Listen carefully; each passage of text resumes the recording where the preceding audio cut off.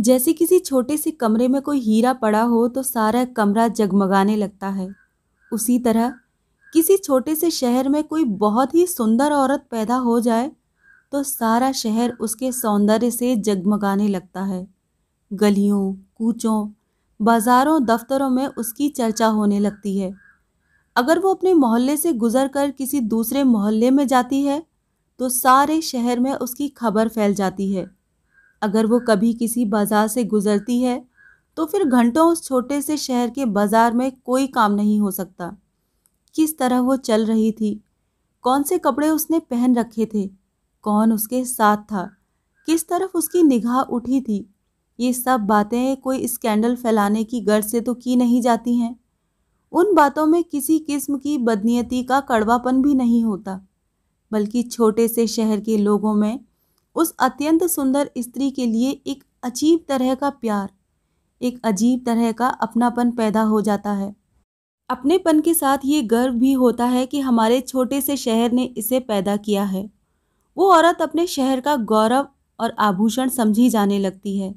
जरा सी भूल पर क्रुद्ध हो जाने वाले बुजुर्ग और शुद्ध आचरण वाले डडियल इस गर्व से उस स्त्री की मोहब्बतों और बेवफाइयों का जिक्र करते हैं जैसे वे कोई ऐतिहासिक कारनामे हों। मालूम नहीं ऐसा क्यों होता है, मगर होता ज़रूर है कि बहुधा ऐसी औरत सभ्यता की गरिमा से ऊंची समझी जाने लगती है। शायद वो खुद एक सभ्य नियम बन जाती है, जिसके नियम प्रचलित सिद्धांतों से भिन्न होते हैं।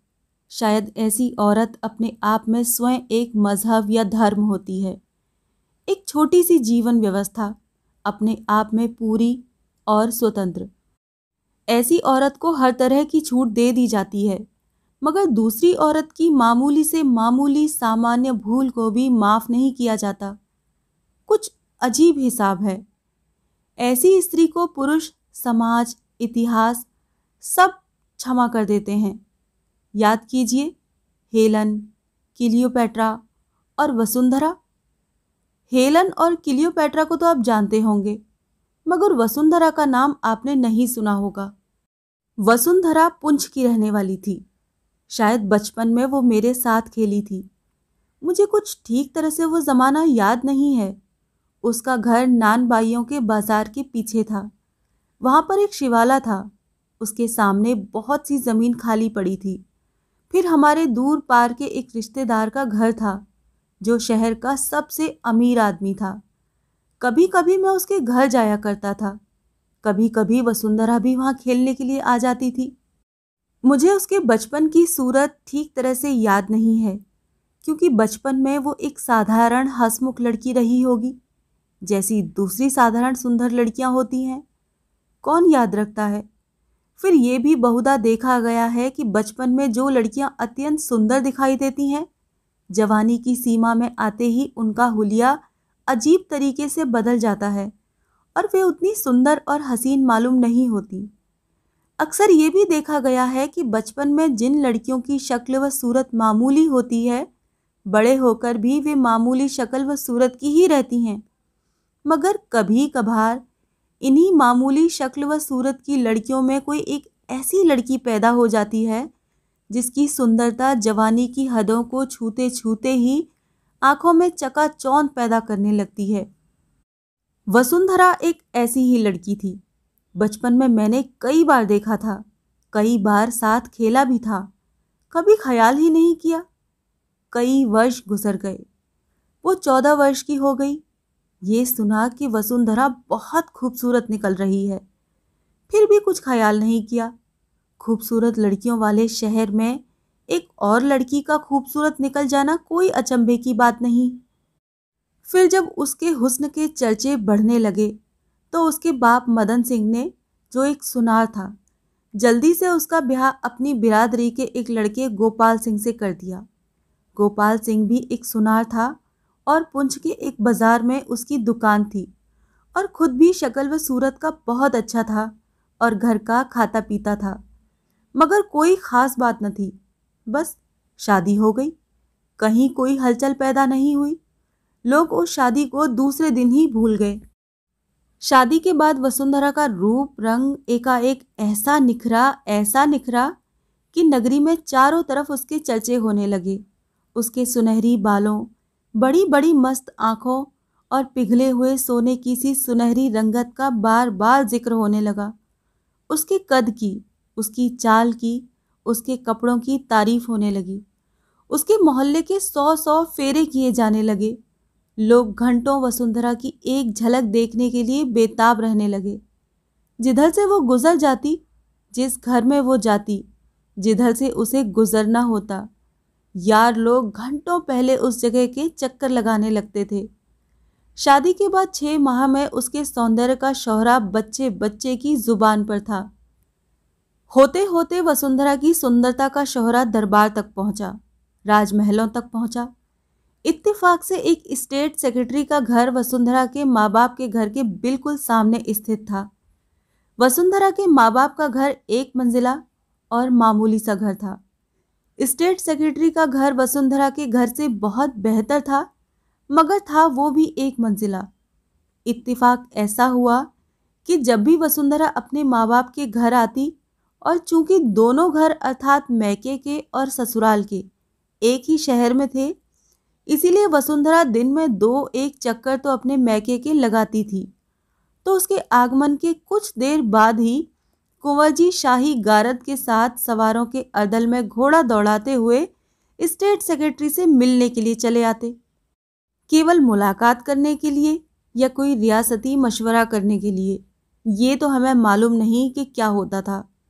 हाँ, हौले हौले उस स्टेट सेक्रेटरी का घर 2 मंजिला हो गया और वसुंधरा के माँ बाप का घर भी 1 मंजिला से 2 मंजिला हो गया। स्टेट सेक्रेटरी के घर का सारा साज व सामान भी बदल गया। वसुंधरा के घर की दूसरी मंजिल पर टीन की छत पड़ गई, जो पुंछ में खुशहाली की आबरू समझी जाती है। वसुंधरा की चाल ढाल में शहजादियों की सी शान शौकत आ गई। वसुंधरा थी एक मामूली सुनार की लड़की, एक साधारण सुनार की स्त्री, मगर कहने वाले ये कहते कि वो परियों की रानी मालूम होती थी। एक बार हम लड़कों ने उसे भतिया के जंगल से वापस आते हुए देखा था, जहां वो कुंवर जी के साथ शिकार खेलने के लिए गई थी। उसके सुनहरे बाल उसके कंधों से उठ उठ कर हवा में लहरा रहे थे और उसका खुशियों से गुलनार चेहरा डूबते हुए सूर्य की लाली से दमक रहा था। वो राजकुमार के साथ साथ काले रंग के एक बैलर घोड़े पर सवार, केसरिया रंग की बिल्जिस और खुले कालरों का रेशमी ब्लाउज पहने हुए कोई पाकिस्तानी शहजादी मालूम होती थी। ये तो वो वसुंधरा ही न थी जो बचपन में मेरे साथ खेलती थी। उसकी निगाह आकाश पर थी और उसके घोड़े के सुम भी जमीन से लगते हुए मालूम नहीं होते थे। अजब हुस्न व इश्क के दिन थे, जैसे सारा शहर इस इश्किया दास्तान में उलझा हो। दिन किसी उपन्यास के पृष्ठों की तरह दिलचस्प और रोमांटिक थे। कोई और बात ही न होती थी। फिर सुना कि कुंवर जी को एक बारगी इंग्लैंड भेज दिया गया है उच्च शिक्षा हासिल करने के लिए। हर एक का दिल धक से रह गया। प्रत्येक व्यक्ति ने वसुंधरा के दिल की पीड़ा और दुख को महसूस किया। इश्क की सहानुभूति और मजबूरी से हर शख्स चूर चूर था। हर शख्स ने वसुंधरा की आंखों में आंसू देखे। मुमकिन है वहां कोई आंसू न थे, मगर हम सब ने उसकी आंखों में आंसू देखे और एक सुंदर औरत के विरह की आग को अपने दिल में महसूस किया। चंद माह बाद सुना कि वसुंधरा एक बहुत बड़े अफसर की कोठी के आलीशान बाग में टहलती देखी गई।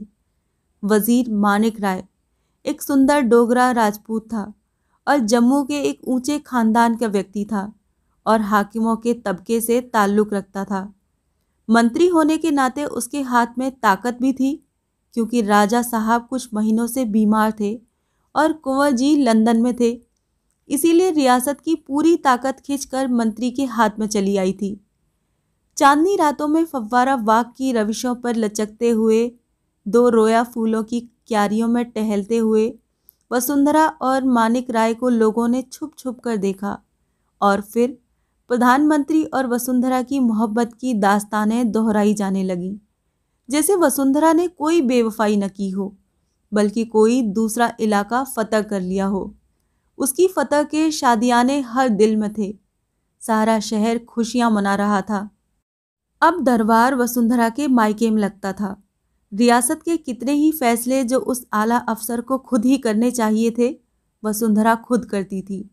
हाकिमों के तबादले और तरक्कियां और पदच्युत और इनाम व इकराम और क्या कुछ, सारे शहर में वसुंधरा का बोलबाला था। मैं उन दिनों मैट्रिक पास करके आगे पढ़ने के लिए लाहौर चला गया था और फॉर्मन क्रिश्चियन कॉलेज लाहौर में फर्स्ट ईयर क्लास में दाखिल हो गया था।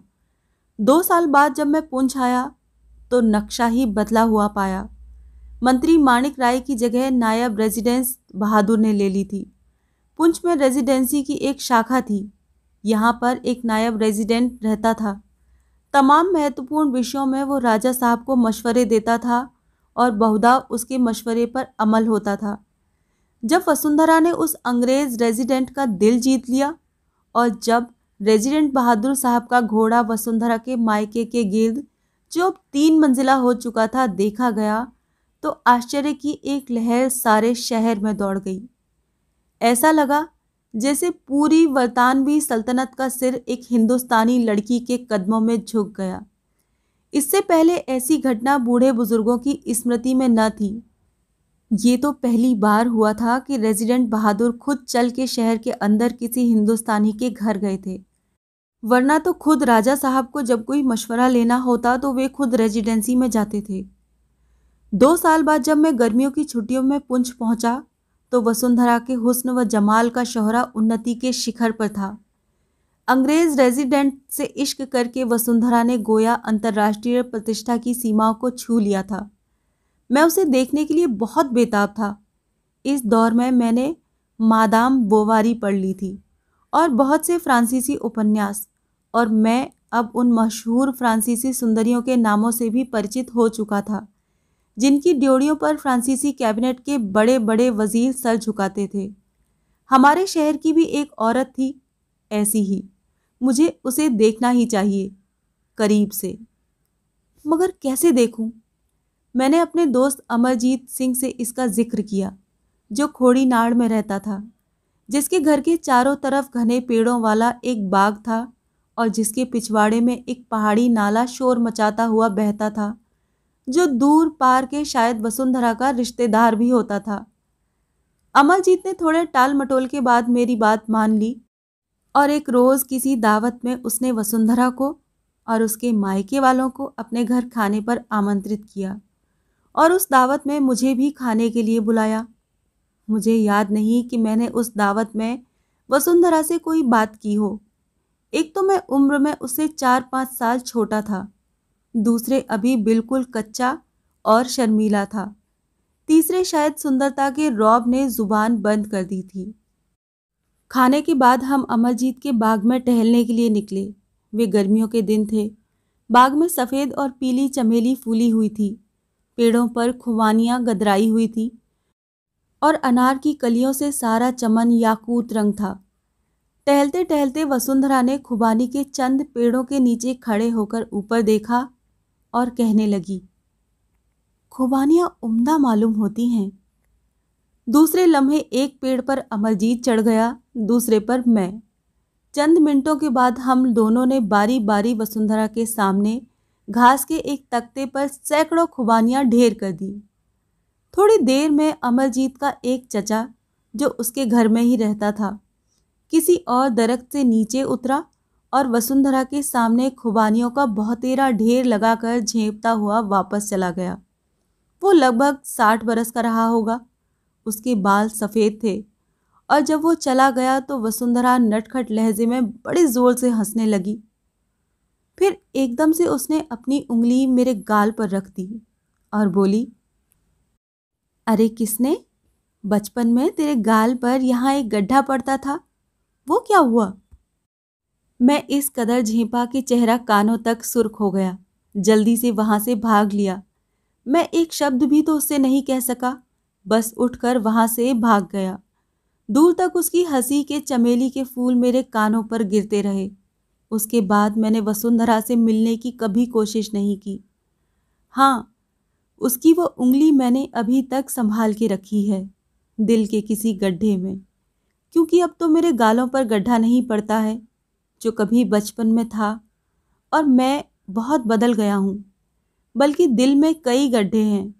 वो उंगली शहद की किसी कलम की तरह अब भी रातों के अंधेरे में मेरे गाल को छूती है और नटखट स्वर में मुझसे पूछती है, किसने? तेरे गाल का वो गड्ढा कहाँ गया? वसुंधरा से किसी को शिकायत नहीं थी। ये कि वो बेवफा थी, ये कि उसने कई बार मोहब्बत की थी, ये कि उसने बहुत सी मोहब्बतों को ठुकरा दिया था, ये कि उसने सिर्फ ऊंची जगहों पर इश्क किया था। किसी को उससे शिकायत नहीं थी। हम सब उसके शुक्रगुजार थे कि वो हम में पैदा हुई। ऐसा लगता था जैसे हम में से हर एक को उससे अलग अलग इश्क है। कुछ तो उसके इश्क की दास्तानें सच्ची भी थी, कुछ गढ़ ली जाती थी। हौले हौले चंद सालों में वसुंधरा हमारे शहर की एक लीजेंड बन गई। मगर उसके शौहर को उससे बहुत शिकायत थी।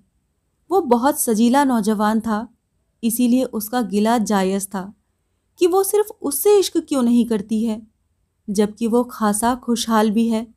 वो बेवफा और हरजाई क्यों है? लोग क्यों उसके हुस्न के गीत गाते हैं, उसके फिराक में आहें भरते हैं, उसे देखकर ठठ के ठठ बांध कर खड़े हो जाते हैं। हौले हौले उसका अपना कोई व्यक्तित्व न रहा। वो अब केवल वसुंधरा का पति था। हर समय उसके दिल में एक अजीब व गरीब लड़ाई चलती रहती। वो वसुंधरा से अत्यंत प्रेम करता था और वसुंधरा भी उससे करती थी। वो कहीं भी जाती, आखिर को तो उसके पास ही आती थी। वही तो उसका पति था और कोई दूसरा न हो सकता था। मगर कभी कभी उसको इतना गुस्सा आता कि उसका दिल वसुंधरा को पीटने के लिए चाहने लगता। मगर वसुंधरा को देखते ही उसका दिल पिघल जाता और वो उसे मारने के बजाय उसके कदमों में झुक जाता।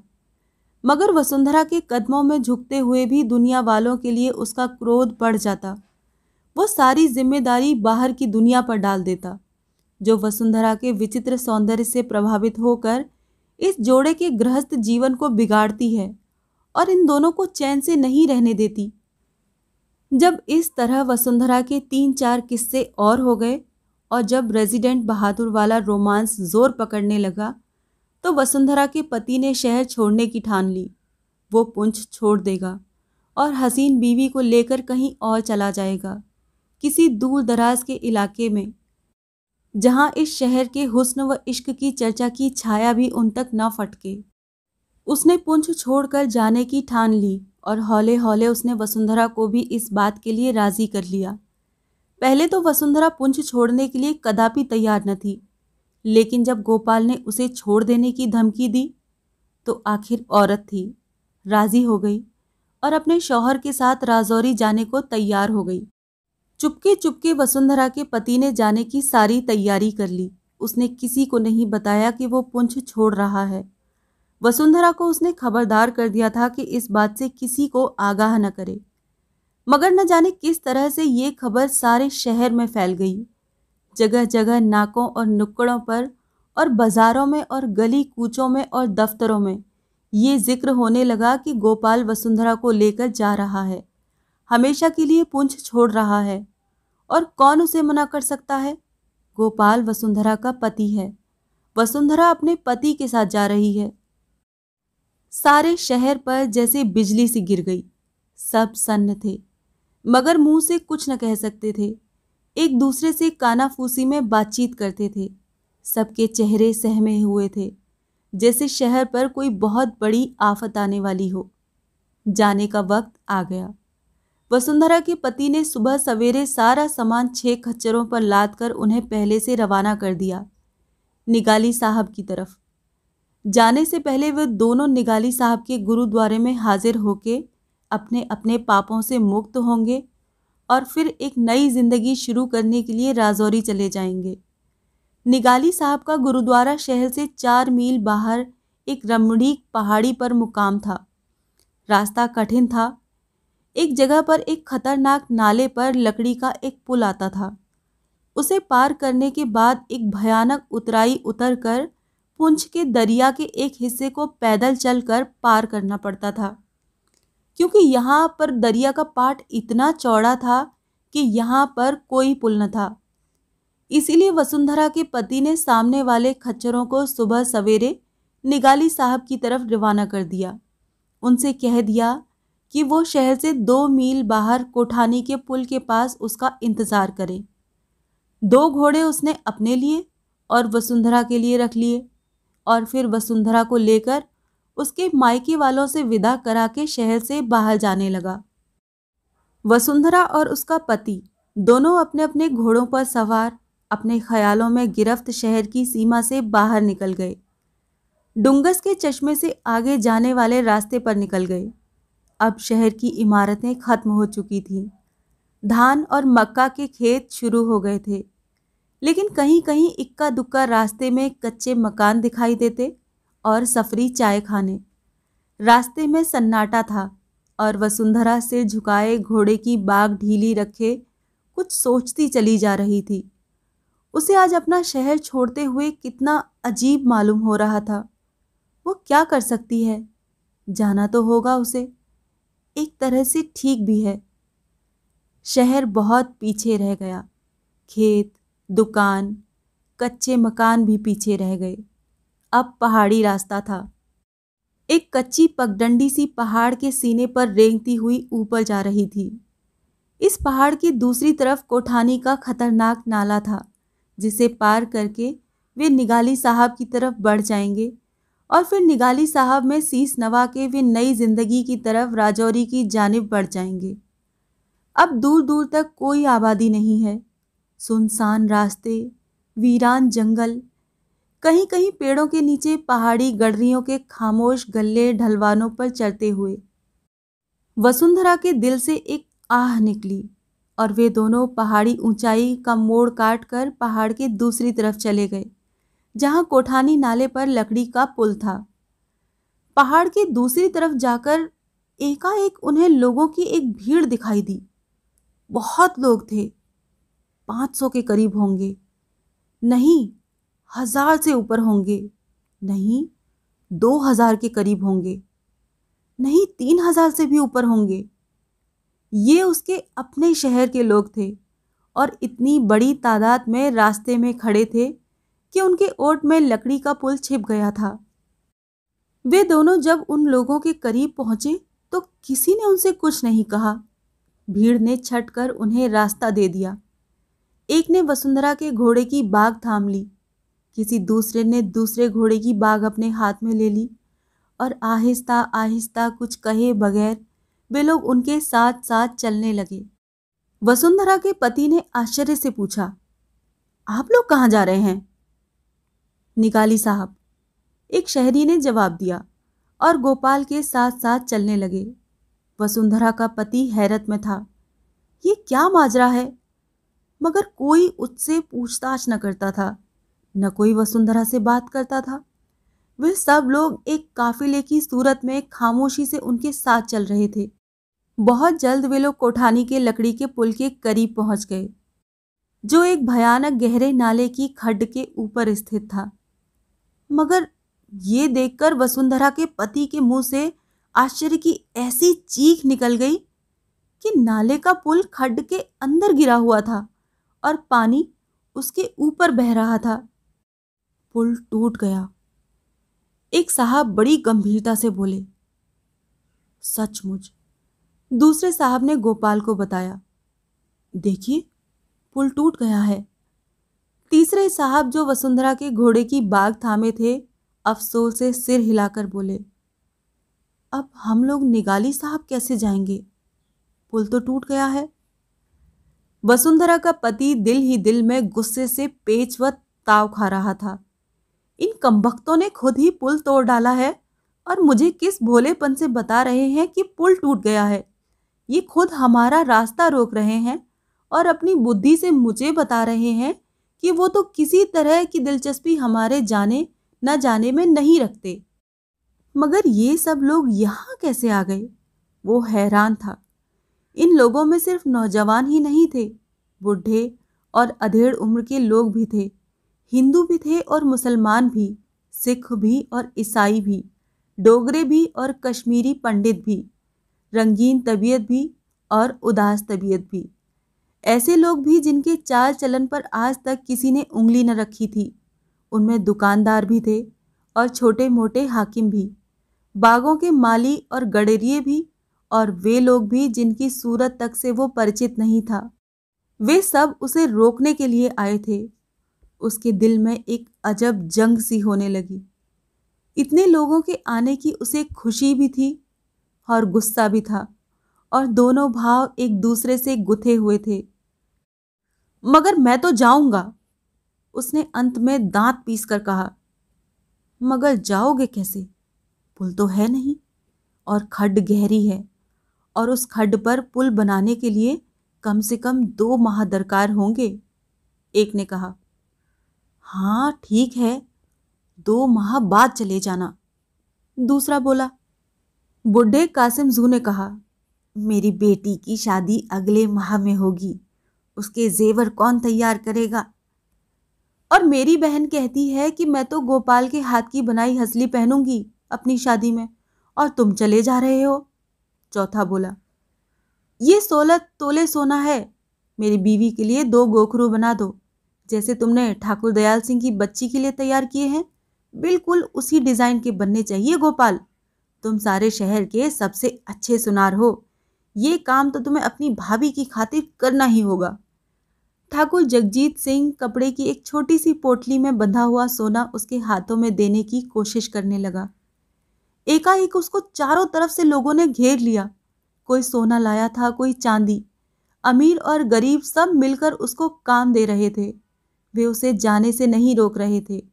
वे उसे इतना काम दे रहे थे कि वो अगले मास तो क्या, अगले 2 साल में भी उस काम को पूरा नहीं कर सकता था।